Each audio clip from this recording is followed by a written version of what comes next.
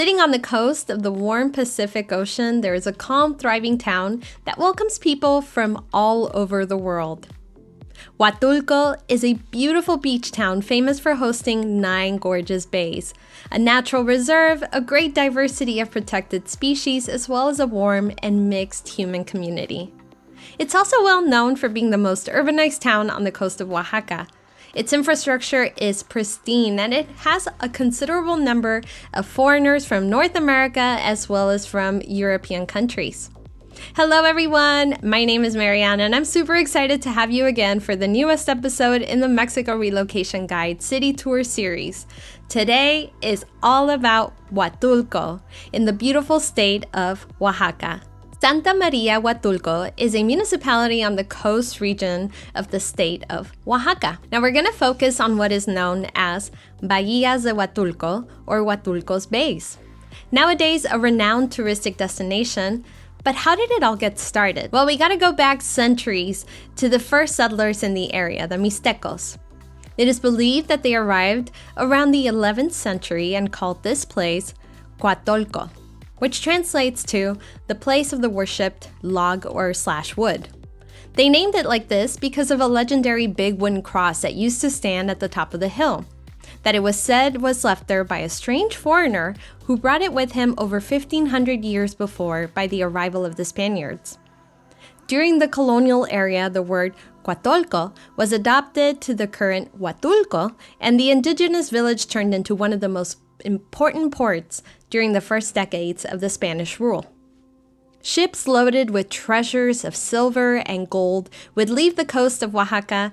This attracted a few pirates to the area, and the most famous ones were Francis Drake in 1578 and Thomas Cavendish in 1587. Both of them disembarked on Huatulco and sacked the village. Now, another notable event was the betrayal of General Vicente Guerrero, a national hero who was a key character in the victory for independence. In January 1831, he disembarked on one of Huatulco's beaches, and that is where he was betrayed and delivered to his captors. From that day on that beach, it is known as Playa La Entrega, which translates to the delivery, an allusion to this event, and is one of the most visited beaches in town. The area remained a little small fishing village with only human settlements being the Bay of Santa Cruz. However, in 1969, the Mexican government decided to invest in tourism, and after much looking, they came across the 9 bays of Huatulco, which are Conejos, Tango Lunda, Chagüe, Santa Cruz, El Maguey, El Órgano, Cacaluta, Chachacual, y San Agustin. It wasn't until 1983 that the construction of the touristic complex began. Same as in Cancun, the institution in charge of developing this project was Fonatur. So you'll actually see some resemblance between this beach versus Cancun when it comes to the infrastructure and developing of the urban landscape. But nowadays, Huatulco stands out for offering all kinds of activities and amenities, luxury, all-inclusive resorts, yacht clubs, first-class restaurants and bars, and an urban infrastructure that has a great quality of life. Now, when it comes to the weather in Huatulco, we can say that it's hot all year round. If you love summer year-round, Huatulco's a place for you. But to give you a better idea of what you can expect, the average temperature year-round is around 83 degrees Fahrenheit, sometimes reaching a little bit over 90 degrees and going down to 70. There is a rainy season that usually lasts half a year, from May through November, with the heaviest rainfall usually in September, which is also the month with the highest chances for hurricanes. All in all, if you like warm weather and having a nice beach nearby to freshen up from time to time, you'll find a perfect balance in Huatulco. And because Huatulco sits at the end of a mountain, you'll have some dramatic landscapes of beach combined with hills and little valleys. It's truly breathtaking. The only downside to Huatulco is that the area is prone to earthquakes. However, most of them are pretty small, so you'll hardly ever feel them. Now, adapting to a new life in Huatulco shouldn't really be a problem. This town was planned and developed to support a heavy flow of tourism all year round. The situation creates a typically welcoming, diverse environment. Many of these visitors come with the intention of scouting the place to see if it's a suitable place for them to live, and many others just come for holiday and end up falling in love with the place, leading them to decide to stay. Whatever the case might be, the native community is always warm and welcoming, and most businesses have adapted to the dynamics of a tourist-focused economy, meaning that you'll come across a considerable amount of bilingual people, as well as native English speakers. However, we really do recommend learning Spanish beforehand, since in comparison to the other major towns in Mexico, the local population speaks mostly Spanish. Huatulco is a very laid-back town. I wouldn't say this is a party town. I mean, of course, you can find some late-night bars and nightclubs where you can have, the late-night drink from occasion to occasion, but it's not the norm. And since this is a relatively small town, it gives that everybody knows each other here vibe. The majority of the foreigner community here seems to be made up retirees, mostly from the United States and Canada, although in recent years, a lot of Europeans have come to Huatulco and found a home here. Also, this is actually a very active community. You'll find several groups on Facebook that organize weekly get-togethers, pickleball games, dinner parties, and different activities to keep the network going. Huatulco is a well-planned town that is still growing and developing. The project is to turn all 9 bays into first-class resort destinations. Now, so far, the project has sprung an urban area known as Crucecita, where I would say most local stores and activities concentrate. Pretty much attached to this urban area, you'll find Chahua Bay, where there's a few hotels, restaurants, bars, stores, and a public beach with the same name, and it's only a 20-minute walk away from downtown Crucecita. This would be the more developed and urbanized of the bays, followed by Tango Lunda and Santa Cruz. The rest of the bays are still in development. Many of them are still virgin beaches. So we will go over just 3 bays, since this is where you'll find most of your options when it comes to housing, as well as everyday amenities. I'll start with Crucecita, since this is the biggest urban area in the Huatulco bays, thus providing more options at a very affordable price. Crucecita is divided into sectors that are simply named after a letter. There is Sector H, Sector M, Sector I, R, and so on. Downtown is located in Sector H, or Sector H, which is where you will find most of the action. I wouldn't say there's much distinction between one sector to another. Pretty much every sector offers the same in amenities and infrastructure. You could say there are a few sectors with an upscale vibe, but at the end of the day, it's all about the size of the town, if you consider it the same for the size of the town. In any case, here in Crucecita, you'll find a wider range of options and prices. For example, you can easily find a 2-bedroom apartment starting at 11,000 pesos a month. It's in a nice street with stores nearby. That means you can walk to a lot of places. Now, if you're looking for something with more space, maybe you want a garden, maybe you want a view, or maybe you want to be really close to the beach, then you can find houses, condo complexes, or even gated communities, and then you can expect to pay at least 22,000 pesos a month. But it can go up to 30 or even 40,000 pesos a month, depending on the view, depending on the amenities, the size of the place, and so on. It'll really depend on your budget and what kind of lifestyle you want to get once you're living in Huatulco. Next is Tango Lunda. Now, Tango Lunda is mostly a hotel zone and the most important one of the whole touristic complex. However, the area has diversified, and you can also find several residential complexes, normally offering first-class type of rentals. Here, the norm would be either nice condos with great views and communal areas like pools, barbecue pits, and green spaces, or also big houses normally on closed streets with a privileged ocean view. So it's easy to assume that you're going to pay for those views. The real estate in this area is of high value. For example, to rent a 2-bedroom, 2-bath condo in Tango Lunda, you'll have to come up with at least 30,000 pesos a month on average. From there, you can imagine that prices can go higher than that, always depending on the amenities you're getting or the types of view, the types of space, etc. But keep in mind that this is considered a high-end area. There are upscale restaurants, beautiful beaches, a golf club. You are well away from downtown, so it's really quiet and very safe to live in.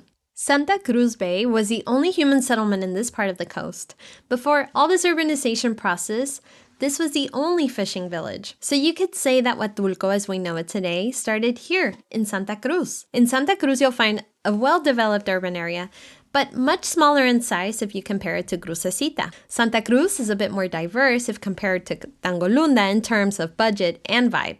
It still has an upscale tendency, but it is more budget friendly. Most houses here are owned since this was the first area to be developed. However, you'll find some options to rent or buy. What you'll see the most is houses that are usually 3 bedrooms or more, so they tend to be larger. These can be on either side of the street, and some are gated communities that have developed in recent years. Now, rentals are harder to find, mostly because there is more demand than supply. And remember, they are usually bigger.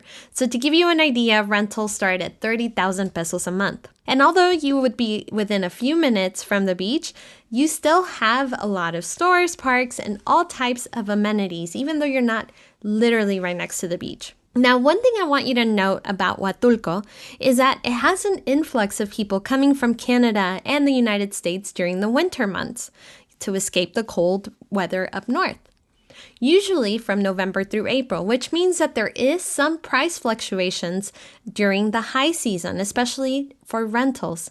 What I mean is it's a good idea to look at rentals in Huatulco during the low season or the summer months so you can secure a rental at a more reasonable price. Rentals are hard to find in Huatulco, especially if you're searching for rentals on the lower end of the budget and in one of the major neighborhoods or bays that we are discussing.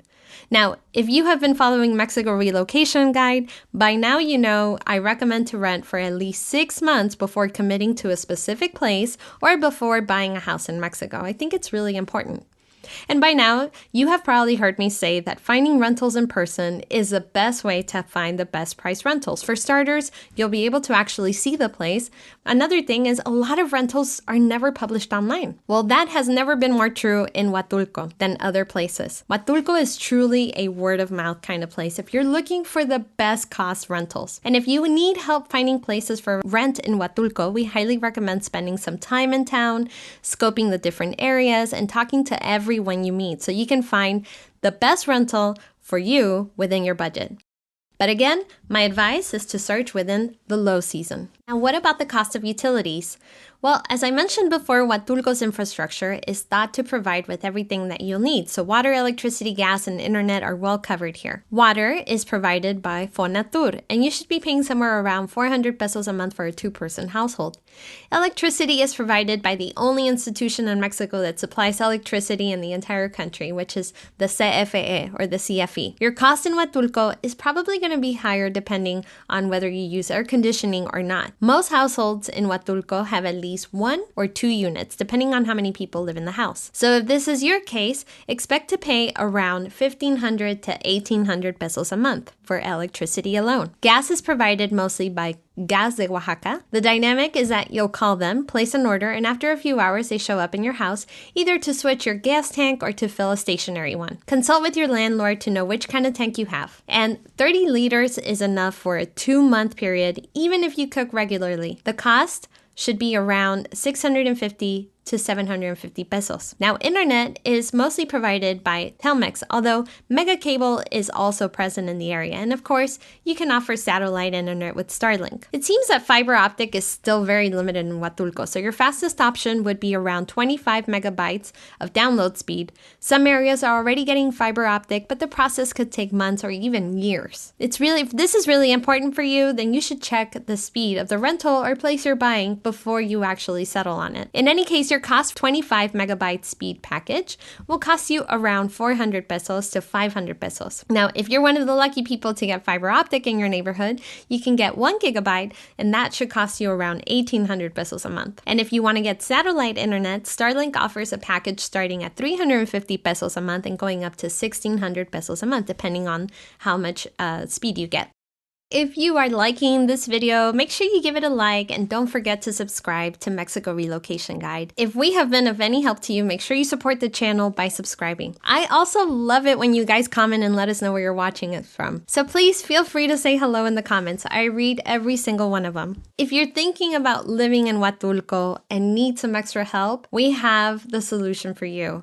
Our complete Mexico Relocation Guide is an online course that gives you an easy to follow plan for moving to Mexico. And because we know Mexican bureaucracy is hard to navigate, we give you our list of recommended contacts in Huatulco.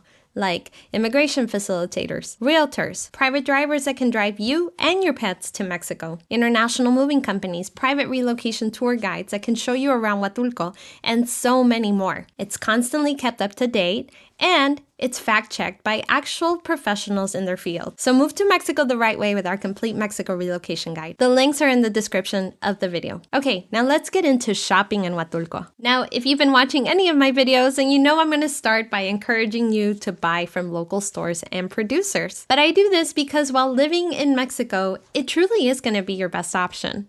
It has a positive impact on the local economy as well as on the small producer's pocket.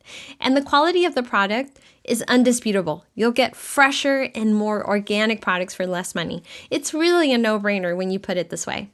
Here in Huatulco, you'll find a great number of small stores selling all types of goods. You have your typical fruit and vegetable stores, butcher shops, dairy shops, cleaning product shops, hardware stores, and everything in between. There's a market right in downtown Cruz, and it sells mainly handcrafts and some local drinks and ingredients like mezcal, chocolate, tejate, and things like that. But there's not an area where they sell fresh fruits and veggies, meat, or dairy. There's a food court inside the market that is open all morning up to 6 p.m., in which they serve local dishes like tlayudas, mole, seafood, and everything for a very reasonable cost. Now, surrounding this market, you'll find countless stores selling everything from jewelry, instruments, clothes, furniture, decorations, souvenirs, and everything you can imagine. The best part is that in whatever sector or bay that you choose to live in, you won't have to drive long distances to be near any shopping areas. All sectors and bays are well equipped with services and pretty much household goods shops. Just keep in mind that prices tend to change depending on the neighborhood. The fancier the neighborhood, the higher the prices. Same as in any other part of the world, right? Now, Huatulco has two big supermarkets, both of them big Mexican chains. These are Chedraui and Soriana, and they both offer pretty much the same that you would find at the local stores, with the advantage that you'll have everything under one roof and probably open at different hours or longer hours. Maybe the other advantage is the fact that in these supermarkets, it's easier to find imported products, although it won't be hard to find imported products in some local stores within some sectors and neighborhoods in town. Now, when it comes to malls, Huatulco doesn't have any big malls like the ones you would find in Cancun or Puerto Vallarta.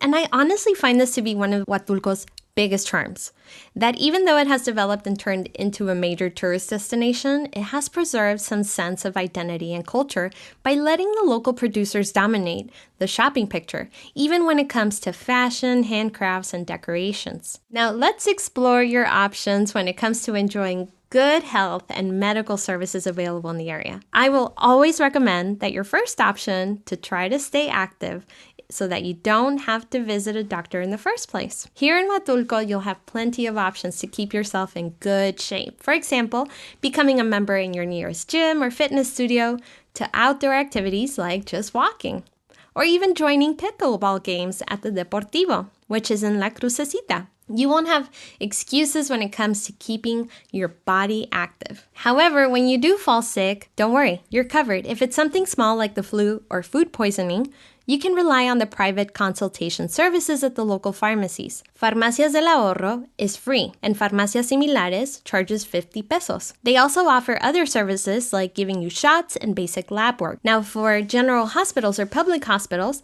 you have two specialty clinics scattered around town. They both have really good reputations. One of them is the Navy Hospital, and the other one is a general hospital run by the IMSS, which is a social healthcare institution in Mexico. Now, you also have private hospitals like the San Miguel Hospital or the Huatulco Surgical Clinic. Now, all of these hospitals and clinics offer great service and a number of specialties. It won't be necessary for you to travel a great distance to get an emergency treated or to have any kind of special treatments. So how do you get around? Well, most people in Huatulco move around on foot. I've been saying that this is a small town, and it definitely has its benefits, especially when it comes to navigating the place. Since you have everything pretty much nearby, you won't be in constant need of a car or using taxis. You can run most of your errands by walking to your nearby stores.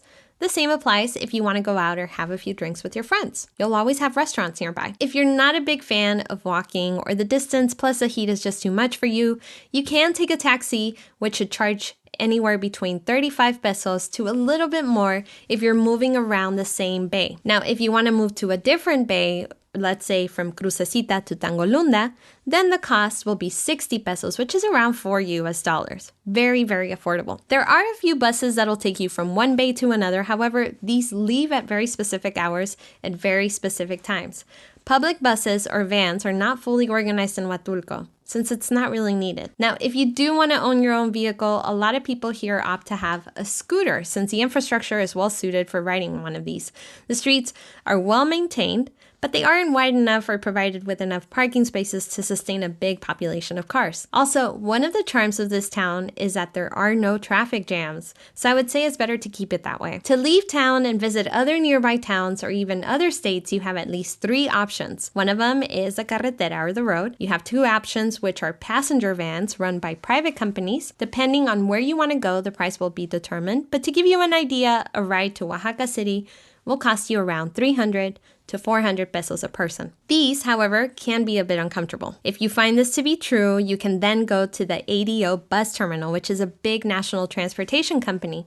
Here, you'll get on a big bus with nice, comfortable seats, a TV, bathrooms on site, air conditioning, and all the amenities for a very comfortable trip. They even have Wi-Fi. Obviously, the price is higher, at least twice as much, but I'm telling you, the comfort is worth. Another thing to keep in mind is that the landscape of Oaxaca is pretty irregular, so road trips in the state are usually long and curvy. The ride to Oaxaca City can last up to 7 hours. That's why it was decided that Huatulco needed its own international airport. It does have some direct flights to Canada and the United States, although only to a very few cities, same as in domestic flights from within Mexico. Most flights go through Mexico City. Still, I think it's a really good option if you're not feeling like spending over 6 hours in a bus or a van and you want to travel to other parts of Mexico. Now, I think by now we've established that Huatulco is well suited to have a comfortable lifestyle, and entertainment is certainly not the exception. Now, as I mentioned before, I wouldn't consider Huatulco a party town. However, it does have a number of nightclubs and bars, as well as some open bar boat tours, but overall the pace here is peaceful and quiet. On the other hand,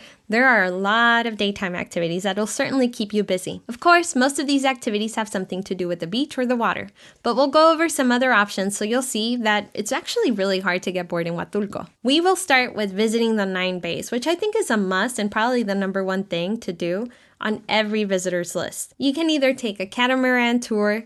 These usually leave from Santa Cruz's pier. This tour takes about 6 hours, departs early in the morning, and by sunset, you are going back to Santa Cruz. This is a truly great day trip. Or you can take your time and explore the bays by yourself. Every bay has something different to offer, and as I mentioned before, some of them remain untouched by the urban progress. Starting from San Agustin Bay, which is the biggest and a must for divers, since under its waters you can find one of the biggest coral reefs in the Pacific. There are also some great restaurants and cabins where you can stay nearby. Then you have Chachacual Bay, which is only accessible by boat. If you manage to get there, you'll find 2 virgin beaches with calm waters perfect for a day of relaxation. Cacaluta Bay hosts 2 virgin beaches, which are accessible by foot, and it's home to some seasonal migratory birds. So if you like bird watching, this is a place for you. Maguey Bay and Órgano Bay are really next to each other, making it almost one bay. Both of them stand out for the calmness of their waters, and in Maguey Beach, you can enjoy some of the local gastronomy, usually to the day's catch. Then you have Santa Cruz, Chahue, and Tango Lunda bays, which we already established are the most urbanized areas.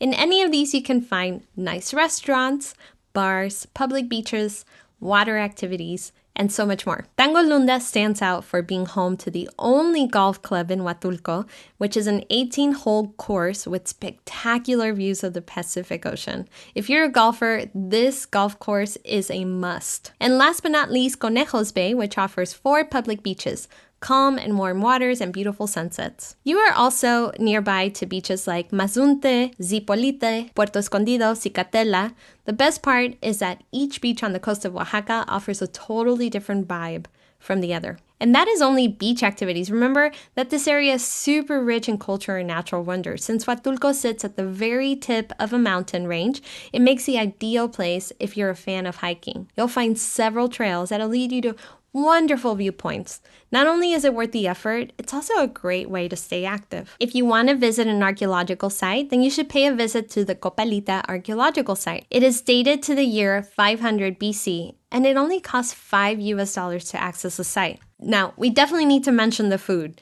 You should know that the state of Oaxaca has one of the best gastronomies, I would say, in the world. It'll be a never-ending task trying all the dishes in all the different local restaurants. Everywhere you go, you'll see the famous tlayudas. Oaxaca is also famous for its traditional mole, which is a unique mix of spices that I'm sure you'll love. Obviously, being in Huatulco, eating seafood is a must. You'll have a lot of options like ceviches, cocktails, aguachiles, and everything you can imagine. And remember that you always have the option to just explore beyond. Oaxaca is such an incredible state with so many things to see and do. For instance, in the extremely rare case that you get really bored on the beach, you're only 3 hours away from the beautiful mountain towns. I mean, I can go on and on. You can visit other nearby archaeological sites, or you can go on a mezcal tasting, visit lagoons, go to mangroves where you can see the crocodiles. In nearby beaches, you can see turtles nesting. You can go into the jungle and find hidden waterfalls where you can freshen up after a nice hike. And the list goes on. Oaxaca is truly not only gastronomically rich, it is culturally rich, and it has some of the most beautiful landscapes you will ever see. Now, isn't it truly amazing how much a little town has to offer? We think so. I hope you guys liked it too, and that it actually helps you get a better understanding of what Huatulco is actually like. Now, my best advice is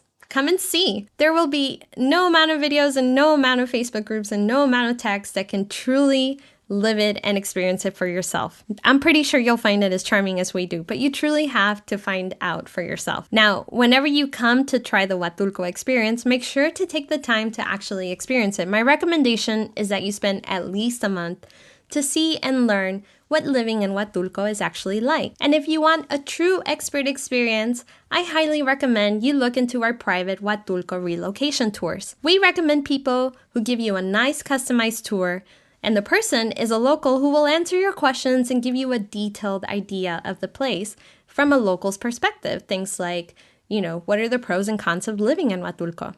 Now, if you're still not sure if Mexico or Huatulco is right for you, then I highly recommend signing up for our free Living in Mexico guide for expats.